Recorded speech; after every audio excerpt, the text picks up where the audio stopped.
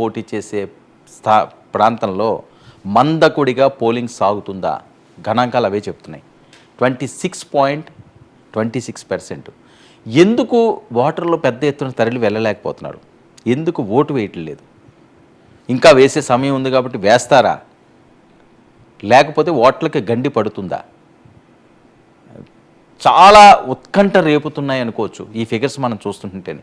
Kakinada parliament నియోజకవర్గంలో ఉన్న పిఠాపురం, అక్కడి నుంచి పవన్ కళ్యాణ్ పోటీ, ఆయన ప్రభావం ఓటు శాతం బాగా పెరుగుతుంది అని చెప్పి మొన్నటి వరకు అనుకున్నారు. కొత్త ఓట్లన్నీ కూడా, యువత ఓట్లన్నీ కూడా గంపగుత్తుగా జనసేన వైపు వస్తాయేమో అని ఆశాభావం, ఓటు శాతం చాలా పెరుగుతుందని చెప్పి వాళ్ళ అంచనాలు.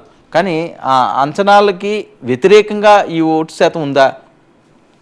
మీరు ఎంత ఎక్కువ చేసినా, ఇక్కడి నుంచి ఉధృతంగా వచ్చి ఓట్లు వేసినా ఇంకో 30-35% మించి పడే పరిస్థితి లేదు.